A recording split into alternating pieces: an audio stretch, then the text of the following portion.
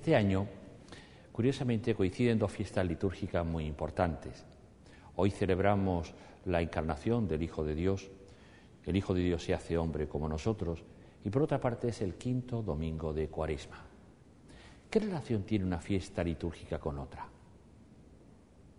Quizás la clave es preguntarnos ¿por qué se encarnó el Hijo de Dios? Ya los santos padres, sobre todo de la Iglesia griega, nos decían que Dios se hizo Hijo del hombre para que los hijos del hombre se hicieran Dios. Pero ese hacerse Dios, los hijos del hombre, no significará deshumanizarse. ¿Qué sentido tiene nuestra vida de cada día, nuestras tareas de cada día, nuestras luchas de cada día con el ser de Dios? ¿En qué medida nos vamos pareciendo a Él cuando vivimos lo cotidiano, lo normal? Si nosotros entendemos por Dios lo que entendían los griegos antes del cristianismo, pues evidentemente cuanto más humano soy, pues parece que menos divino soy. Pero si me fijo en Jesús de Nazaret, por una parte sé que es el ideal de lo humano. A mí me gustaría ser persona como Él, actuar ante la vida, ante los demás, ser fiel a Dios y a los hermanos como Él. Y por otra parte sé que así yo soy como Dios, así me parezco más a mi Padre Dios.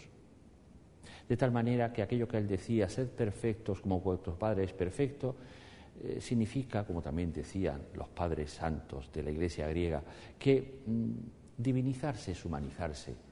Y humanizarse, es decir, llegar a la plenitud del humano, es ser como Dios, tener la capacidad de amar y de servir como Dios. Un autor recientemente desaparecido, Pablo Domínguez Prieto, un sacerdote de la diócesis de Madrid, fallecido en un trágico accidente de montañismo y que ha tenido un gran eco a través de sus reflexiones y experiencia espiritual, nos decía que quizás para entender cómo Cristo vive esa doble dimensión de ser plenamente humano y mostrar cómo es Dios, ser hijo de Dios, tenemos que volvernos a las tentaciones.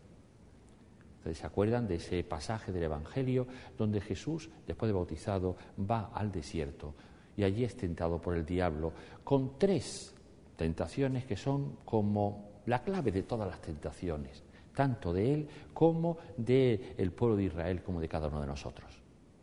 La primera tentación, cuando tiene hambre, el diablo le dice, si eres hijo de Dios, que estas piedras se conviertan en pan.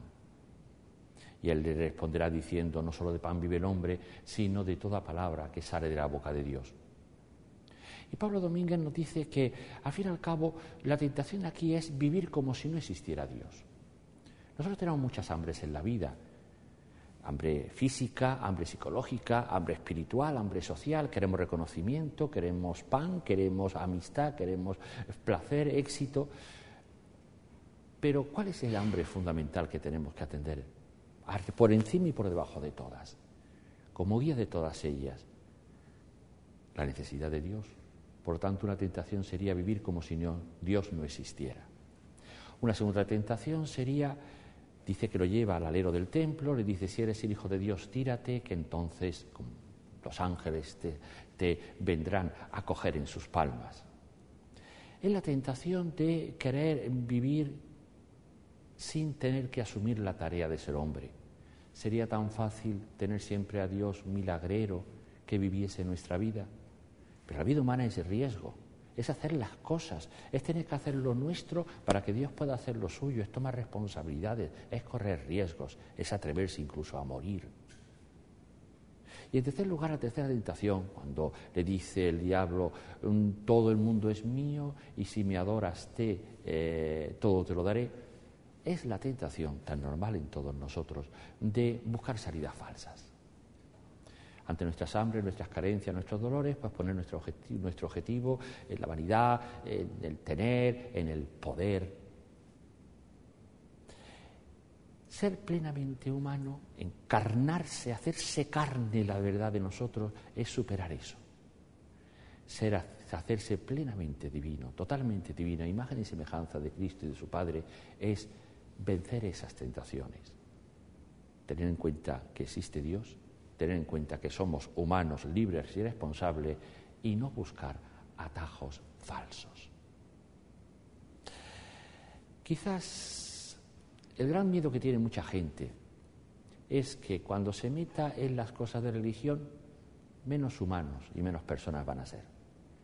Y quizás el miedo que tienen también muchas personas falsamente religiosas es que cuanto más humanos sean, más se van a alejar de Dios. Dios mismo, en su Hijo, nos dice que esa dicotomía es falsa. La espiritualidad es hacerse, con su ayuda y a su ejemplo, cada día más plenamente humano. Buenos días.